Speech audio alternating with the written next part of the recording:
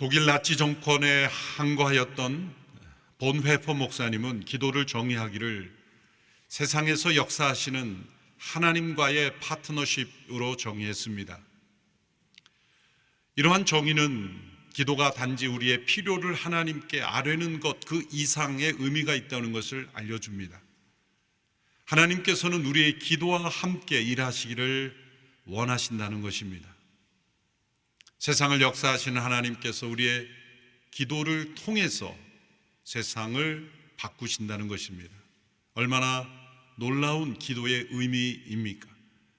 하나님의 역사에 우리를 파트너로, 동역자로 삼아주신다는 것입니다.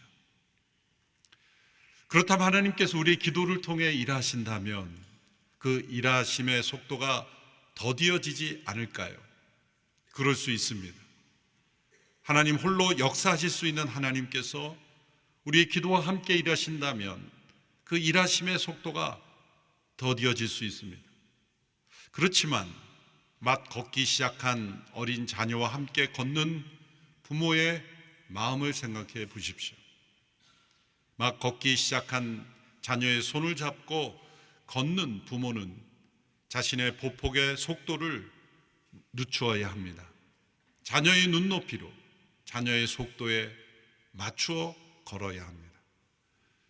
그럴 때 그 부모는 자녀와 함께 걷기 때문에 내가 빨리 못 가서 답답해하지 않습니다. 도리어 자녀와 함께 걷는 그 자체가 부모에게는 기쁨이고, 자녀가 한 걸음 한 걸음 걸어가는 것 그 자체가 부모에게는 말할 수 없는 감격인 것처럼 우리 하나님께서 우리의 기도를 통해 하나님께서 함께 역사하신 때 우리의 믿음의 발걸음을 한 걸음 한 걸음 내디어 믿음의 발걸음을 걷는 그 자체를 하나님은 기뻐하시고 우리와 함께 일하심을 하나님은 영광스럽게 여기시는 것입니다. 그래서 하나님은 택한 백성들, 또 하나님께서 특별한 부르심으로 부르신 그 일꾼들에게 하나님께서 하시고자 하는 일을 알려주십니다. 성경의 역사가 기록될 때는 특별히 택한 사람들에게만 그 계획을 알려주셨지만 성경이 완성된 이후로 이 하나님의 역사를 통해 하나님이 하시고자 하는 일을 우리에게 밝히 드러내 보여주셨습니다. 하나님이 세상 속에 어떤 일을 하고자 하시는가? 하나님의 말씀을 읽으면 우리도 알 수 있습니다. 하나님 말씀을 통하여 세상 속에 일하시는을 이미 보여주셨고 우리가 이 말씀을 통해 깨닫게 되는 것은 이 하나님의 역사에 우리가 기도로 함께 참여해야 한다는 것, 그것을 우리는 말씀을 통해 깨닫게 되는 것입니다. 오늘 본문에 하나님께서 아브라함에게 소돔과 고모라 성에 대한 심판의 계획을 알려주십니다. 17절 말씀에 보면 하나님께서 이렇게 말씀하십니다. 그때 여호와께서 말씀하셨습니다. 내가 지금 하려는 일을 아브라함에게 숨기겠는가? 아브라함에게 숨기겠는가? 라는 이 질문은 알려야 한다는 것을 강조하는 표현이죠. 아브라함에게 알려야 한다. 아브라함에게 알리고 싶으신 하나님의 마음이 포함되어 있습니다. 왜 소돔과 고모라 성의 운명에 대한 그 하나님의 판단을 아브라함에게 알리시는 것일까요? 조카 롯이 그 소돔과 고모라 성에 단지 살고 있기 때문만은 아닙니다. 하나님께서 아브라함을 부르셔서 약속하신 땅이 바로 가나안 땅이며 그 가나안 땅에서 가장 번성한 도시가 소돔과 고모라입니다. 이 소돔과 고모라가 이제 죄와 악이 가득하여 하나님의 심판 앞에 서 있는 것입니다. 그때 하나님은 이 아브라함에게 소돔과 고모라의 영적 실상을 알려주시고 이제 심판의 대상임을 알려주신 것입니다. 왜일까요? 그것은 아브라함을 부르셔서 아브라함을 장대하게 하시고 이제 모든 나라의 복의 통로가 되게 하시겠다고 하셨는데, 그러면 아브라함을 통해서 복 주시고자 하는 그 복은 어떤 복인가? 아브라함이 어떤 의미의 복의 통로가 되는 것일까? 그것을 아브라함이 먼저 분명히 알아야 하지 않겠습니까? 소돔과 고모라가 당시 그 가나안 땅에 있어서는 세상 사람들, 하나님 없는 세속적 시각으로 볼 때 가장 복받은 도시로 여겼습니다. 왜냐하면 예나 지금이나 물질적으로 번영하면 사람들은 복받았다고 여기기 때문입니다. 소돔과 고모라는 오늘날의 이 사해지역 근방, 소금이 많은 그 지역이었기 때문에 당시에는 소금이 매우 귀했기에 이 소금을 중심으로 한 도시가 형성된 것으로 추정합니다. 가장 번영한 도시 소돔과 고모라. 그러나 하나님의 눈에 볼 때는 심판의 대상에 이를 정도로 가장 악에 가득한 도시였습니다. 오늘 이 시대에도 사람들이 가장 번영하고 살고 싶어하는 도시가 어쩌면 하나님의 눈에 보기에는 가장 먼저 심판에 이르러야 하는 도시일 수도 있습니다.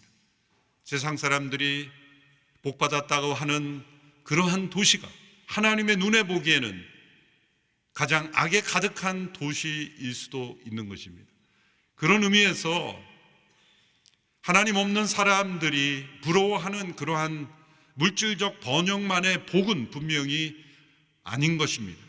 하나님께서 아브라함을 통해 세상에 흘러 보내시겠다고 하는 그 복은 소돔과 고모라가 보여주는 그런 복은 아닌 것입니다. 그것을 알게 하시는 겁니다. 아브라함도 소돔과 고모라가 어떤 도시인지 잘 알았을 것입니다. 오늘 우리는 성경을 통해서 심판받은 도시로 알려져 있기 때문에 소돔 고모라 그러면 일단 부정적인 도시라는 걸 잘 알죠. 그러나 그 당시에 세상으로 들어가 보면 그 당시에 약속의 땅 가나안 땅에 살고 있던 사람들은 소돔과 고모라는 선망의 대상이며 가장 살고 싶은 대상이 어쩌면 부동산 가격도 높았을 것이며 어지간한 재물을 가지고는 살 수 없는 도시였을 수도 있습니다. 그런데 바로 그 도시가 하나님 보시기에는 심판의 대상이었다는 것, 그것을 아브라함에게 알려주심으로 아브라함에게 영적 분별력을 주시는 것입니다.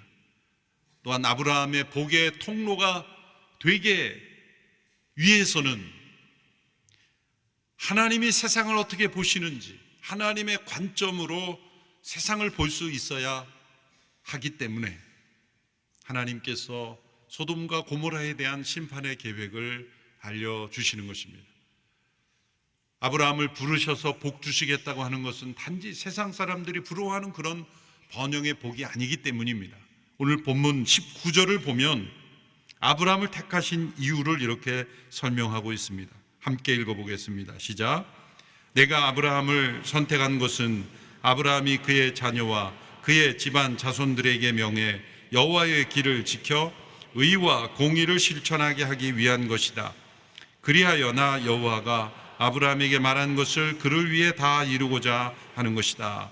아브라함을 선택한 이유를 여기에 말씀합니다. 여호와의 길을 지켜 의와 공의를 실천하게 하기 위한 것이다. 하나님의 의를 깨닫고 하나님의 의로운 길로 행하는 백성이 되게 하시는 것, 이것이 곧 열방의 복이 되는 아브라함을 부르신 목적이라는 것입니다. 그러므로 약속하신 땅 안에 있는 불의한 도시, 그러나 세상 사람들이 보기에는 부러운 도시, 사람들은 부러워하지만 결코 부러워해서는 안 되는 도시, 사람들이 보기에는 괜찮은 것이지만 하나님 보시기엔 불의한 그 도시에 대한 하나님의 판단을 아브라함에게 깨닫게 하신 것입니다. 이러한 하나님의 판단 앞에서 하나님은 아브라함의 의견을 물으십니다. 기도를 또 다른 차원에서 정의하면 하나님께서 우리의 의견을 물으시는 것입니다. 우리가 하나님 앞에 필요한 것을 구한다는 기도의 정의 차원보다 보네퍼 목사님 말씀하신 대로 하나님의 역사에 우리를 참여시키는 파트너십이라고 할 때 우리의 의견을 물으시는 하나님의 요청이 바로 기도인 것입니다. 하나님 알아서 하세요 라고도 할 수 있겠죠. 그런데 하나님 알아서 하시면 우리에게는 깨달음이 없습니다. 하나님을 알아가는 지식이 없습니다. 그렇게 되면 우리는 이 세상에 휩쓸려 가게 되는 것입니다. 그러므로 기도는 의무를 넘어서 특권인 것입니다. 하나님의 역사에 참여할 수 있는 특권, 하나님과 동역하는 특권, 하나님의 마음을 알아가는 이 배울 수 있는 특권, 그리고 우리를 파트너, 친구로 초대하시는 하나님의 특권인 것입니다. 하나님은 우리를 부르셔서 단지 도구로 사용하시는 하나님이 아닙니다. 하나님은 우리를 친구로 초대하십니다. 아브라함을 부르셨을 때 이 모든 일을 아브라함에게 숨기겠느냐? 아브라함에게 알려야 한다는 이 하나님께서는 아브라함을 친구처럼 초대하셨습니다. 야고보서 2장 23절에 보면 아브라함이 하나님의 친구라고 불리움을 받았다고 했습니다. 이것은 아브라함에게만 주어진 특권이 아닙니다. 예수 그리스도를 믿고 거듭나 하나님의 자녀가 된 우리 모두에게 주어진 축복, 그것은 하나님과의 우정을 나눌 수 있는 것입니다. 하나님의 친구로 동역할 수 있는 것입니다. 우리의 믿음이 성장하여 성숙한 믿음이란 어떤 믿음입니까? 하나님과 함께 동행하는 친구가 되는 것입니다. 어찌 하나님과 친구가 될 수 있습니까? 우리가 그렇게 당황할 수 있겠죠. 높고 높으신 하나님께서 어찌 우리를 친구로 맞이한단 말입니까? 라고 말했겠죠. 그러나 왕이신 하나님, 높고 위대하신 그 하나님은 우리를 친구로 초대하시는 겸손하신 하나님이십니다. 예수님께서도 말씀하셨죠. 제자들을 향하여 너희를 친구로 초대한다는 메시지를 주셨잖아요. 친구를 위하여 목숨을 버리는, 우리를 위하여 목숨을 버리신 예수님의 생명을 친구를 위하여 버리는 것이다. 궁극적으로 우리를 구원하셔서 도달케 하시는 목적은 우리로 하여금 하나님과의 이 우정의 관계, 친밀한 우정의 관계로 우리를 이끄시는 것입니다. 부부간에도 오래 살면 영혼의 친구가 되죠. 자녀도 부모와 친밀한 관계가 되면 점점점 친구처럼 됩니다. 하나님께서 우리에게 허락하신 모든 관계는 친밀한 친구의 관계로 나아갑니다. 하나님께서 우리를 그렇게 아브라함을 친구처럼 초대하신 것처럼 우리를 친구로 초대해 주십니다. 그리고 하나님의 역사에 우리의 의견을 물으십니다. 우리의 의견을 물어주시는 이 하나님, 그 하나님은 얼마나 겸손하신 하나님이십니까? 얼마나 사랑과 자비와 인자가 충만하신 하나님이십니까? 그래서 이 소돔과 고모라에 대한 의견을 아브라함에게 물으시는 겁니다. 그 소돔과 고모라가 그 약속하신 땅 바운더리 안에 있기 때문이죠. 하나님께 세상의 모든 도시에 대한 의견을 다 묻지 않으십니다. 아브라함을 부르셔서 주시겠다고 하는 그 땅 바운더리에 있는 그 도시, 많은 사람들이 부러워하고 그리고 복받았다고 하는 그 도시지만 심판의 대상인 그 도시에 대한 의견을 물으심으로 이제 아브라함을 친구로 여겨주시며 그와 동행하시는 하나님을 보여주는 것입니다. 이에 대해 아브라함이 어떻게 응답했는지가 오늘 본문에 상세히 나와 있습니다. 아브라함은 하나님의 계획에 대하여 담대하게 도전합니다. 아브라함의 도전의 근거는 공정성입니다. 악인은 멸망받아 마땅합니다만 만일 그 성에 의인들이 있다면 의인이 악인과 함께 멸망받는 것은 공정하지 못한 것 아닙니까? 아브라함은 하나님께 숫자를 제시합니다. 만일 의인 50명이 그 성 안에 있다면 그 의인 50명이 악인들과 함께 멸망받는 것은 공정하지 못하지 않습니까? 라고 하나님께 질문합니다. 그것이 오늘 본문 23절에서 25절의 내용입니다. 같이 한번 읽어볼까요? 시작. 아브라함이 다가서면서 말했습니다. 주께서는 의인을 악인과 함께 쓸어버리시렵니까? 만약 그 성에 의인 50명이 있다면 어떻게 하시겠습니까? 그 성에 의인 50명이 있는데도 그것을 용서하지 않고 정말 쓸어버리시겠습니까? 의인을 악인과 같이 죽이고 의인을 악인처럼 대하시는 것은 주께는 있을 수 없는 일입니다. 온 세상을 심판하시는 분인 주께서 공정하게 판단하셔야 하지 않겠습니까?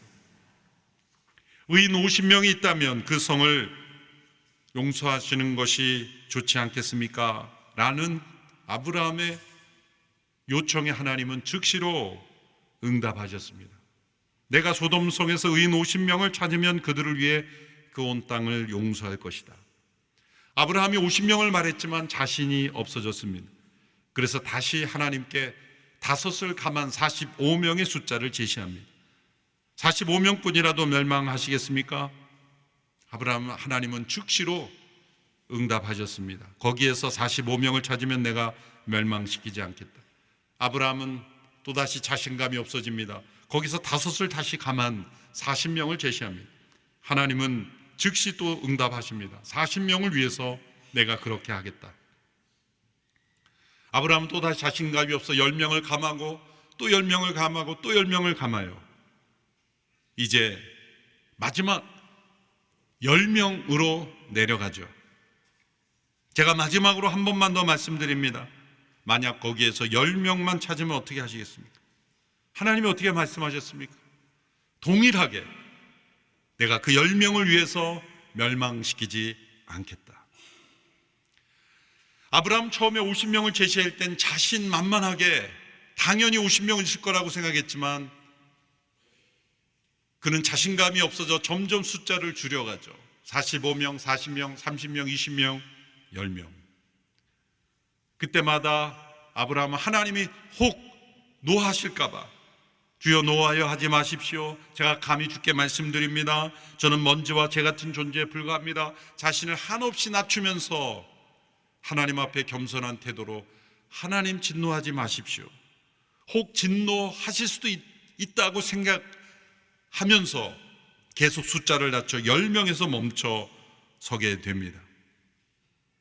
하나님의 응답은 변함없었습니다.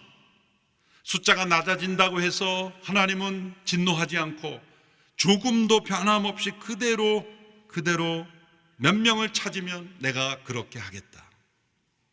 그 의인을 위해서 내가 이 성을 용서하겠다고 대답하셨습니다. 하나님이 10명까지로 제한한 것이 아니라 아브라함이 10명에서 멈춰진 것이라는 것을 주목해 봐야 합니다. 그래서 저는 생각해 봅니다. 혹 아브라함이 10명에서 멈추지 않고 계속해서 더 숫자를 낮추었더라면 하나님 정말 죄송합니다만 숫자를 한 명만 줄이겠습니다. 9명이면 어떻겠습니까? 내가 9명이라도 용서하겠다. 아니 또 한 번만 줄이겠습니다. 8명, 7명, 6명, 5명, 4명, 3명, 2명, 1명까지 내려갈 때 하나님 어떻게 응답하셨을까? 여러분 상상해 보셨습니까? 하나님 이렇게 응답하셨을까요? 너 지금 나하고 장난하니? 10명까지도 내가 겨우 내려줬는데 어떻게 1명까지 내릴 생각을 하니? 그런 하나님이실까요? 저는 결코 그렇지 않을 거라고 생각합니다. 그 근거는 50명에서 10명으로 내릴 때의 하나님의 반응을 보면 우리 같으면 너 나하고 흥정하니? 언제까지 내가 너의 흥정에 따라가야 돼? 그런 마음이 들지만 우리가 읽기도 힘들잖아요. 읽기도.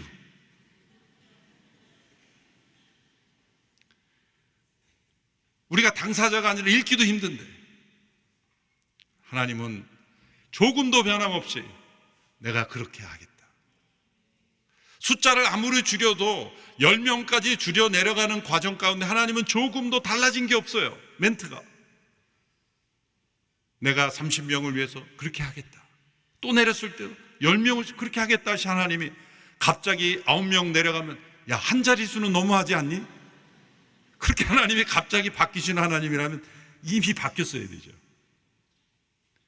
저는 마지막 한 사람까지 내려가도 하나님은 의인 한 사람이 있다면 내가 그렇게 하겠다고 말씀하셨을 거예요. 이 믿음의 한 선이 믿음의 상한선이라고 봐야 되겠죠. 믿음의 상한선이 10명이었을 뿐이에요. 아브라함에게.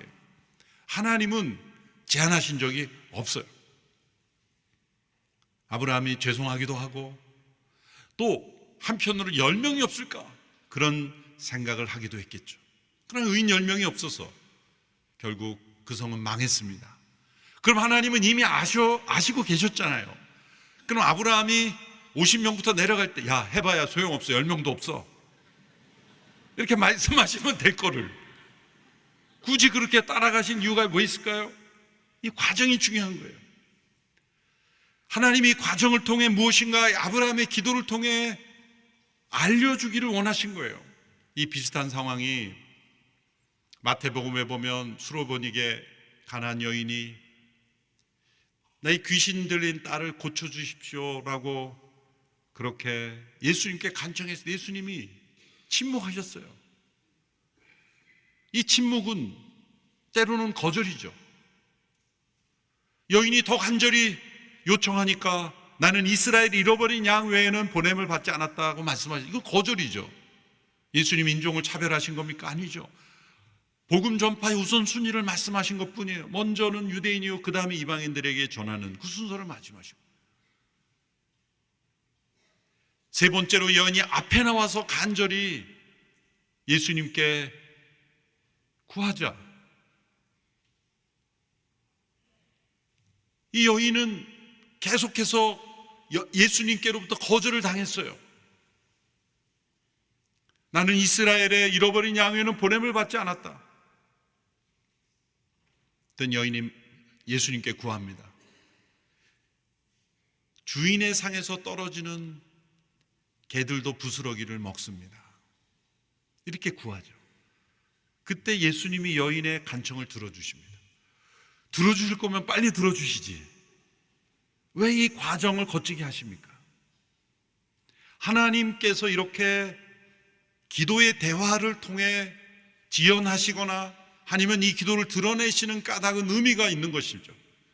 아브라함의 이 간청을 통해서 우리에게 무엇을 말씀하시는, 변함없이 대하시는 이 하나님의 응답을 통해서 하나님의 마음을 보여주신 것입니다.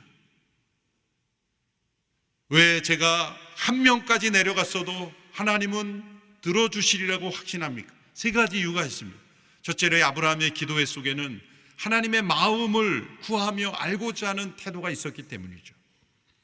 하나님의 마음은 무엇입니까? 심판이 아니라 구원이요, 정죄가 아니라 용서요. 하나님은 그 성을 구하시는 마음이 더 큰 것입니다. 그 성을 구하고자 하는 그 아브라함의 기도를 하나님은 결태로 외면하지 않으시고 흥정하듯 내려가는 그 숫자에 신실하게 응답해 주심으로 하나님의 본심을 알려주신 것입니다.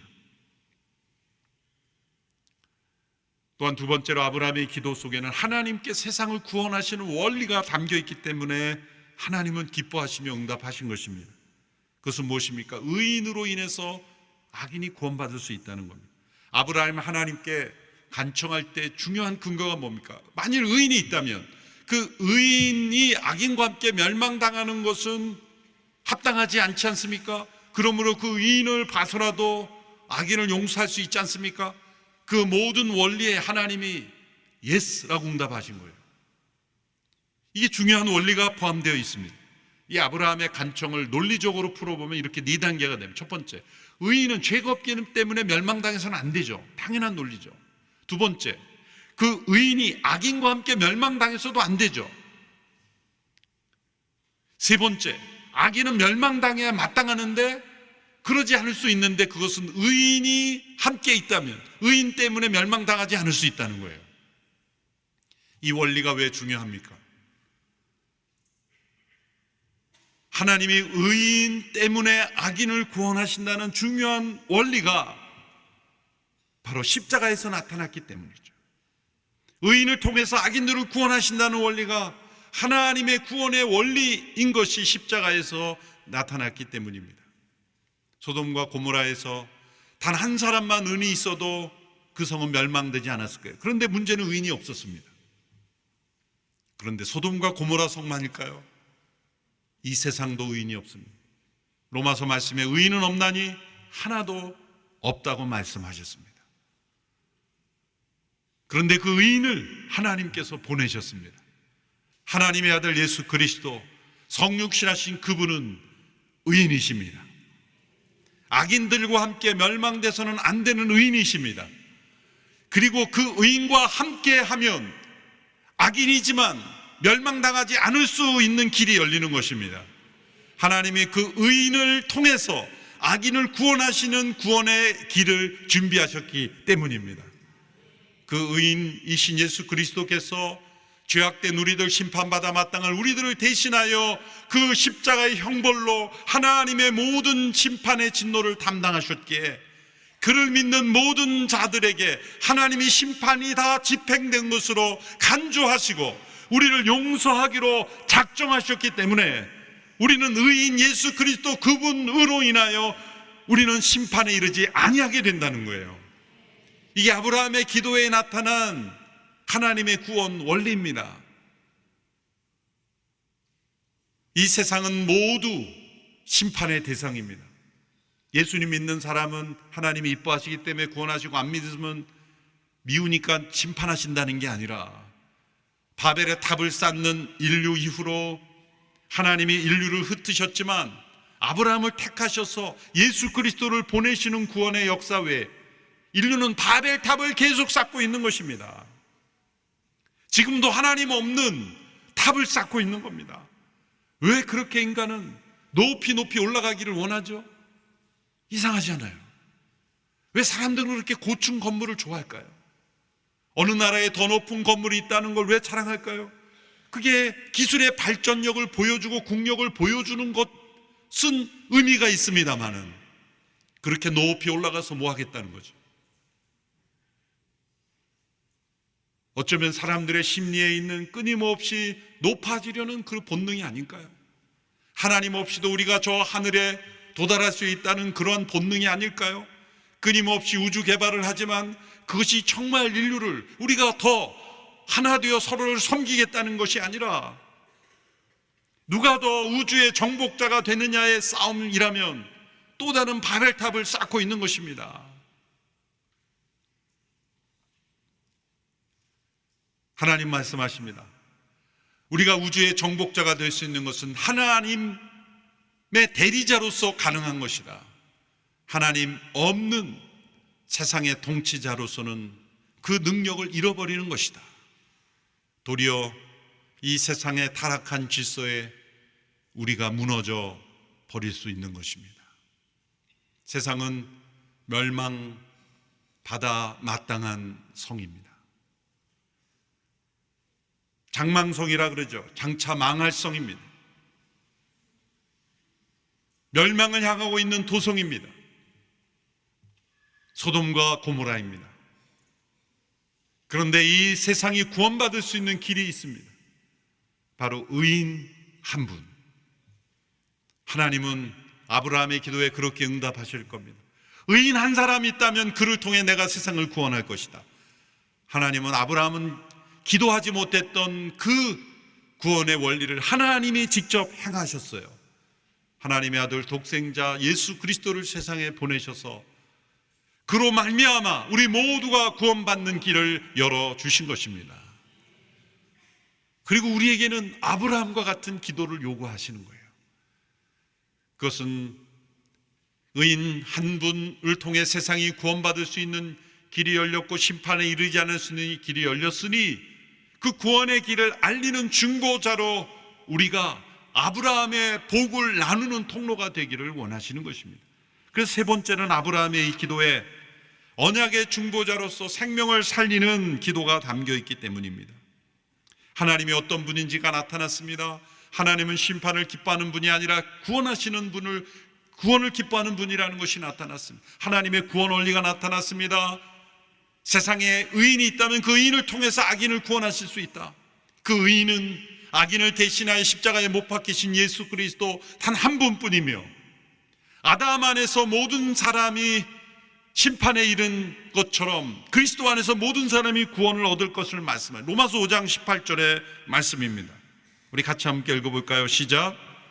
그러므로 한 사람의 범죄로 인해 모든 사람이 정죄에 이른 것처럼 한 분의 의로운 행동으로 인해 모든 사람이 의롭다는 인정을 받아 생명에 이르렀습니다.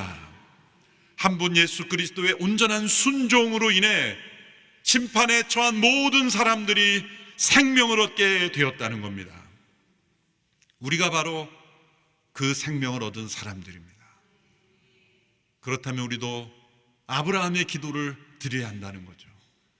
멸망받아 마땅할 소돔과 고모라 같은 이 세상, 우리는 구원받았으니 세상은 심판받아도 된다라는 생각이 아니라 그 성을 구원하는 기도에 참여해야 된다.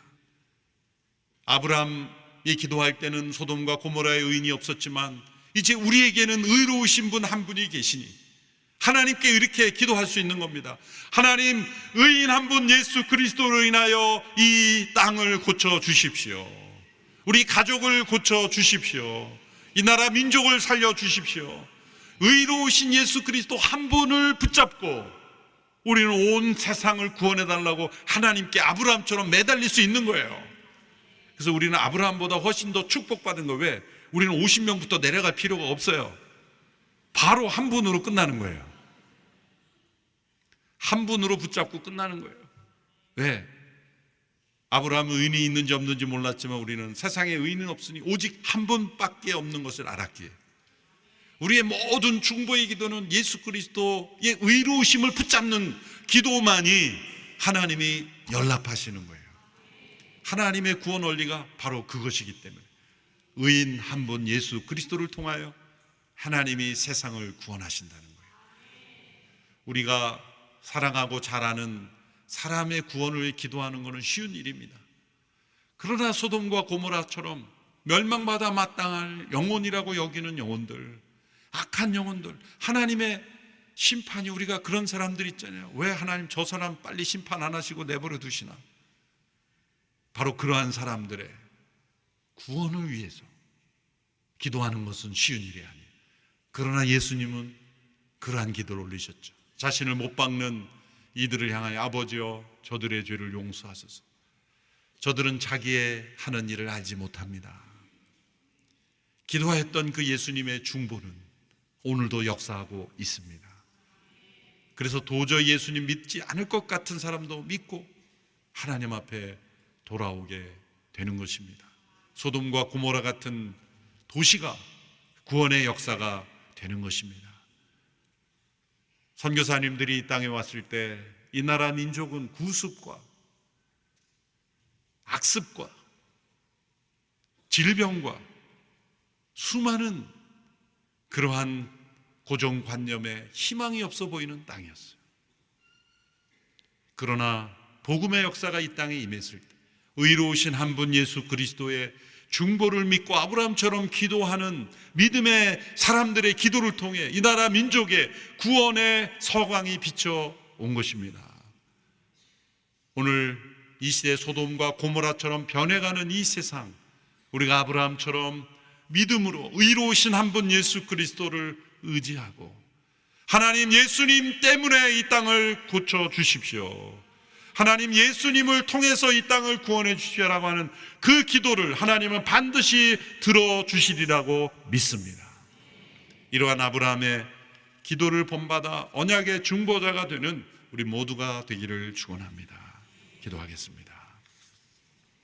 하나님 아버지, 생명을 살리는 언약의 중보자로 우리를 초대하여 주시니 감사합니다. 하나님과의 동역에 우리를 초대하여 주시니 감사합니다. 하나님의 친구처럼 불림받던 아브라함처럼 생명을 살리는 기도에 헌신하는 우리 모두가 되게 하여 주시옵소서.